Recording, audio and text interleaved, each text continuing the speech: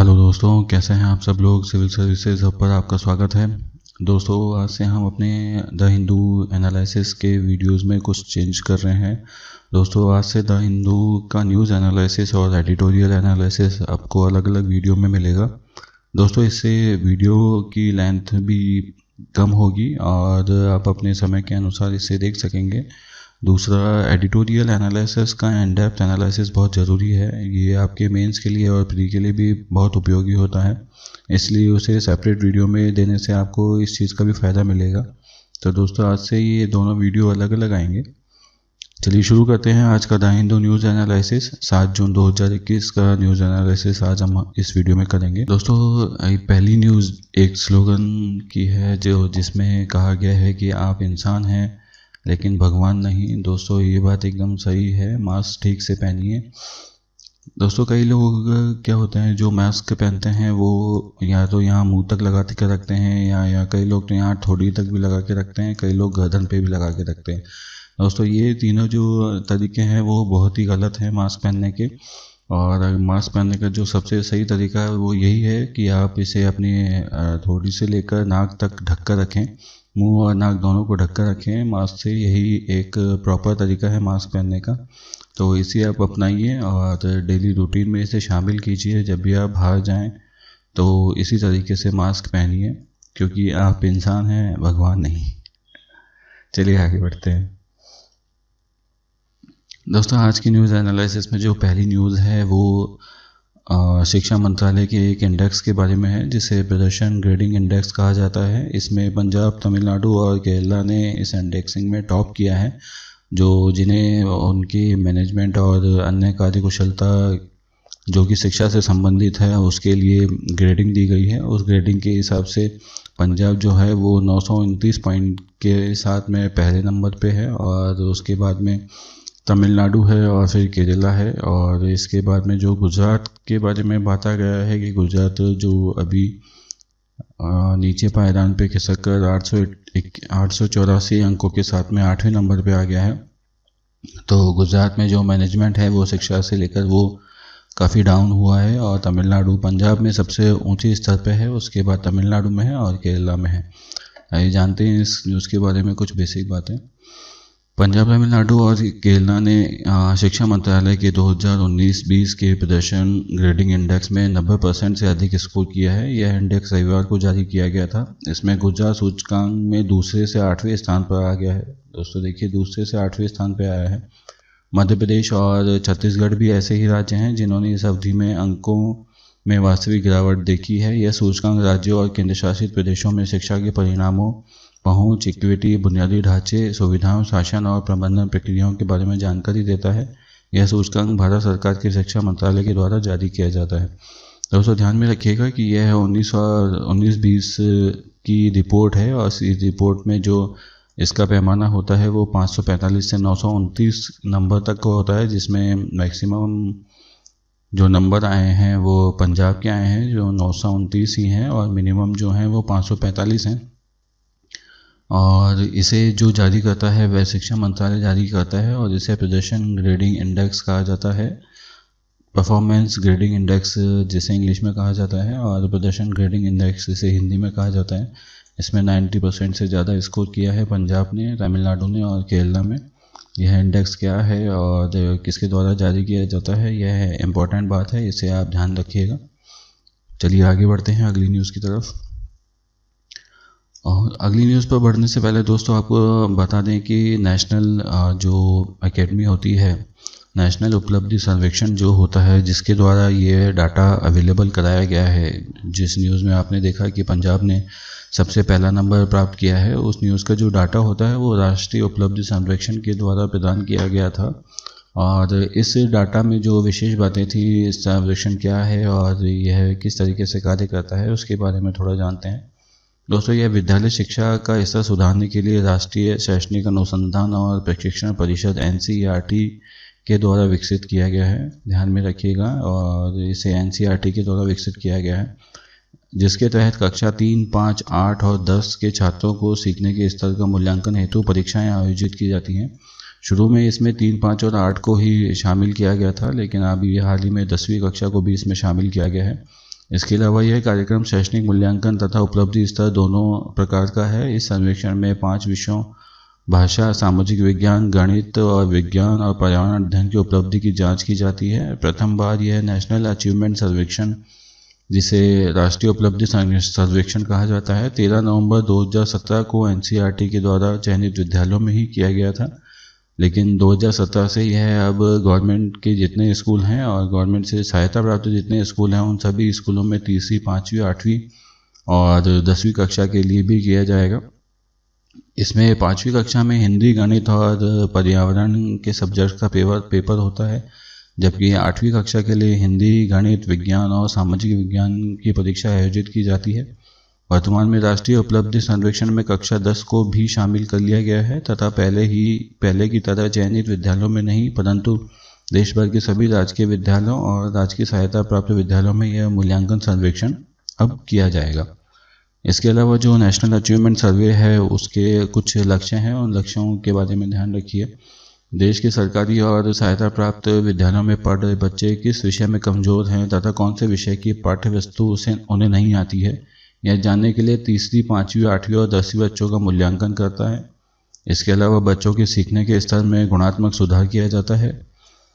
इसके अलावा शिक्षा संबंधी योजना निर्माण और गुणात्मक सुधार में मार्गदर्शन भी प्राप्त होता है। जिस प्रकार बच्चों के पेपर होते हैं, पेपर से जो भी रिजल्ट बाहर निकल के आता है कि स्टूडेंट्स की अभी स्थिति क्या है, उनका जो नॉलेज का स्तर है, ज्ञान का स्तर है, वो किस लेवल का है, उसी के आधार पर निर्णय लिया जाता है शिक्षा संबंधी योजना बनाने में और उसमें गुणात्मक सुधार भी किया जाता है। इसके अलावा नेशनल अचीवमेंट सर्वे यह पता लगाने की बच्चों में सीखने की का प्रतिबल की संप्राप्ति कहाँ तक की है, इसलिए ही नेशनल अचीवमेंट सर्वेक्षण के लिए एनसीईआरटी द्वारा प्रश्न पत्रों का निर्माण सीखने के प्रतिफलों पर आधारित होता है। दोस्तों, जिस प्रकार का यह एक नेशनल अचीवमेंट सर्वे के द्वारा जब एग्ज़ाम किया जाता है तो इसका जो रिज़ल्ट आता है उस रिज़ल्ट के आउटकम के अकॉर्डिंग ही जो प्रश्न पत्र होते हैं, कक्षाओं के मेन जो प्रश्न पत्र होते हैं वो तैयार किए जाते हैं, जिसे लर्निंग आउटकम इसमें जो आता है सीखने का प्रतिफल कहा जाता है। लर्निंग आउटकम के आधार पर ही यह निर्णय लिया जाता है कि किस तरीके का और किस स्तर का जो पेपर है वो रखा जाएगा और उसके हिसाब से ही पेपर सेट किया जाता है, उसमें प्रश्न सेट किए जाते हैं और परीक्षाएं करवाई जाती हैं। तो ये नेशनल अचीवमेंट सर्वे के संबंध में कुछ महत्वपूर्ण जानकारी थी, इसे आप ध्यान में रखिएगा। और ध्यान में रखिएगा कि जो शिक्षा मंत्रालय ने जो अभी इंडेक्स जारी किया है, परफॉर्मेंस ग्रेडिंग इंडेक्स, उसमें जो डाटा लिया गया है वो नेशनल अचीवमेंट सर्वे के द्वारा ही दिया गया है। चलिए अब बढ़ते हैं अब अगली न्यूज़ की ओर। दोस्तों, इस न्यूज़ में एक रिसर्च स्टडी हुई है। उस रिसर्च स्टडी में यह कहा गया है कि जो कोविशील्ड है वो कोवैक्सीन से बेहतर है, ऐसा कहा गया है। ये डॉक्टर्स और जो मेडिकल लाइन के जितने भी स्टाफ हैं उनके 515 लोगों पर और 22 सिटीज़ में यह सर्वे किया गया है। इस सर्वे में यह पता लगा है कि जो कोविशील्ड जो दोनों डोज और कोवैक्सीन की दोनों डोज लेने के पश्चात जो एंटीबॉडी का डेवलपमेंट होता है वो कोविशील्ड के द्वारा अधिक अच्छे तरीके से होता है। और इसके अलावा जब कोवैक्सीन लेने के बाद में जो संक्रमण होता है वो कोविशील्ड की तुलना में कोवैक्सीन में कम होता है। इसका मतलब कोविशील्ड से जब इम्यूनिटी डेवलपमेंट की बात की जाती है तो कोविशील्ड से बेहतर इम्यूनिटी डेवलपमेंट होता है, और जबकि कोवैक्सीन से लेने के बाद में बीमारी कम होती है, ऐसा देखा गया है। कोविशील्ड लेने के बाद भी लोगों को बीमारी हो रही है, ऐसा काफ़ी बार देखा गया है। इस तरीके का एक रिसर्च यह निकल के आया है कि एंटीबॉडीज़ जो हैं वो बेहतर डेवलपमेंट कोविशील्ड में हो रहा है कोवैक्सीन के बदले। और इसके अलावा महाराष्ट्र ने जो है वो स्पुतनिक के लिए अपनी खेप को मंगवा लिया है। करीबन काफ़ी डोज जो हैं वो जुलाई में महाराष्ट्र के पास में उपलब्ध होने वाली हैं। जुलाई से ये डोज स्पुतनिक की इनको लगना शुरू हो जाएंगी। इसके अलावा जो इंडिया में डेथ हैं वो रिकॉर्ड स्तर पर कल देखी गई हैं। पूरी दुनिया में सबसे ज़्यादा जो हैं डेथ भारत में देखी गई हैं। तो ऐसा इस लेख में कहा गया है। आइए जानते हैं और क्या विशेष है इस लेख में। कोविशील्ड वैक्सीन की 2 खुराक ने कोवैक्सीन की खुराक की तुलना में अधिक एंटीबॉडी का उत्पादन किया, लेकिन कोवैक्सीन लेने के बाद संक्रमण कम हुआ है। भारत में हेल्थ केयर वर्कर्स के एक अध्ययन की रिपोर्ट के आधार पर ऐसा कहा गया है। यह अध्ययन एक ऑनलाइन रिपोजिटरी मेडिक्विक्स में एक प्री प्रिंट के रूप में छपी है और अध्ययन से यह पता चलता है कि प्रतिभागियों में सभी डॉक्टर थे और टीके की दोनों खुराक प्राप्त कर चुके थे। टीकों की एकल खुराक द्वारा दी गई सुरक्षा के स्तर में भी काफ़ी अंतर है। इन दोनों के द्वारा जो जैसे जैसे वैक्सीन लगाई जाती है, पहली और दूसरी डोज जब लगाई जाती है तो उसका जो एंटीबॉडीज़ का लेवल होता है एक निश्चित समय के बाद में वो भी डिफरेंट पाया गया है। तो इसका मतलब ये है कोवैक्सीन और कोविशील्ड दोनों अलग अलग तरीके से काम करती हैं। दोनों में से कौन बेहतर है यह कहना अभी मुश्किल है, लेकिन दोनों के रिजल्ट्स जो हैं वो अलग अलग हैं, ये बात तय है। तो इन्हें आप ध्यान में रखिएगा। बढ़ते हैं अगली न्यूज़ की ओर।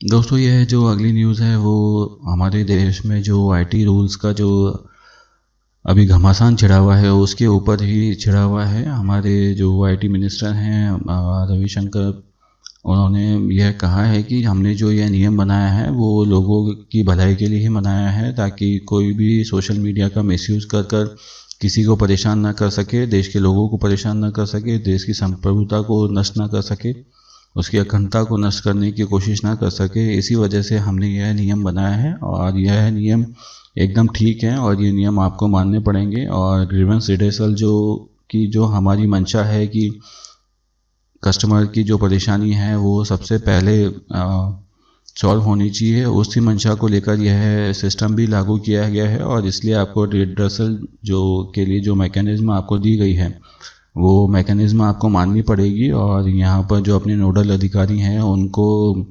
लोकली ही अवेलेबल कराना होगा, ऐसा इस न्यूज़ में कहा गया है। कि अगर आप ऐसा नहीं करते हैं तो वही बात बार बार दोहराई जा रही है कि आपको परेशानी होगी। इससे मिनिस्टर रविशंकर प्रसाद के द्वारा यह भी कहा गया है कि जो सोशल मीडिया की कंपनी है उनके ऑफिस हैं वो भारत देश में नहीं है, वो विदेश में रहकर काम करते हैं। ऐसी स्थिति में अगर किसी कस्टमर को परेशानी हो, जैसे जो कि भारत में तकरीबन 100 करोड़ लोग सोशल मीडिया का यूज़ करते हैं, उन्हें किसी भी प्रकार की परेशानी होने पर या उनका डाटा का किसी भी प्रकार का मिसयूज होने पर जो परेशानी उत्पन्न होती है उस समस्या का निदान करने के लिए उनके पास में कोई भी चैनल अवेलेबल नहीं है। इसी स्थिति को देखने के लिए यह नियम बनाया गया है और इस नियम को आपको मानना चाहिए और मानकर आगे बढ़ना चाहिए। ऐसी बात जो मंत्री जी ने कहा है, जो आईटी एंड लॉ मिनिस्टर हैं रविशंकर प्रसाद, उन्होंने। तो बढ़ते हैं अगली न्यूज़ की तरफ। दोस्तों इस न्यूज़ में बताया गया है कि जो एनपीआर स्लिप हैं वो एनपीआर स्लिप आप एक वैलिड प्रूफ के रूप में भी काम में ले सकते हैं। ऐसा मिनिस्ट्री ऑफ होम अफेयर्स ने, गृह मंत्रालय ने ऐसा कहा है कि अगर आपको लॉन्ग टर्म वीज़ा चाहिए तो उसके लिए जो आपकी एनपीआर स्लिप है वो भी मान्य होगी।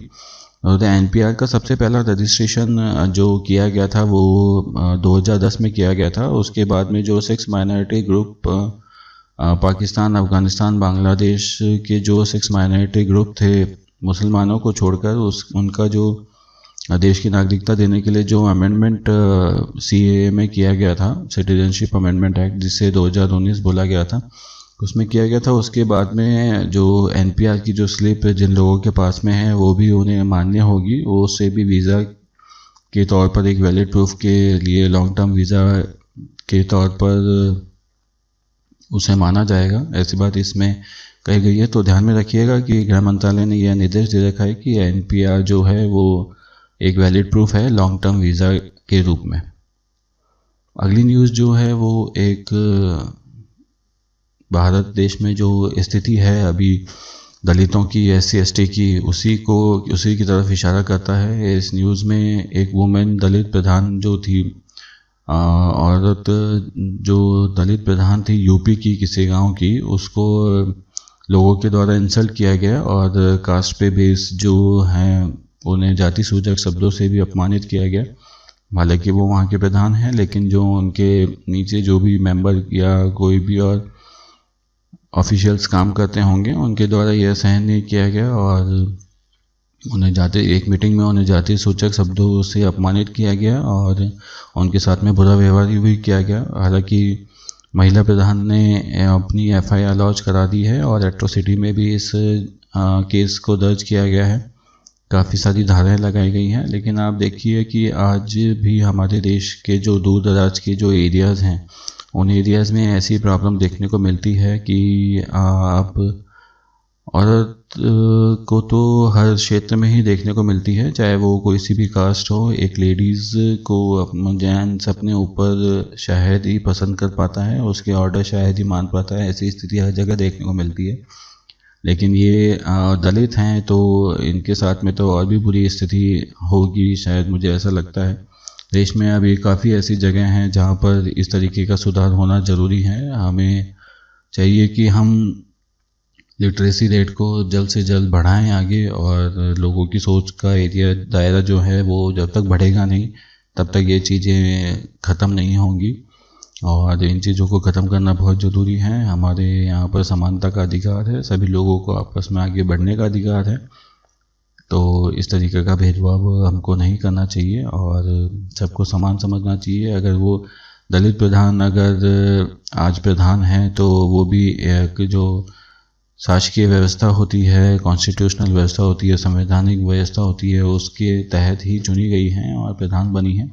तो उनका सम्मान करना चाहिए और उन्हें कोऑपरेट करके विकास के कामों को करना चाहिए, ना कि उन्हें जाति सूचक शब्दों से इंसल्ट करना चाहिए। ऐसा करना गलत है और इनको चाहिए, हमें चाहिए कि ऐसी चीज़ें वापस से ना हो, अपने आसपास भी ऐसी चीज़ें ना होने दें और समानता के अधिकार के तहत सबको एक समान ट्रीट करें।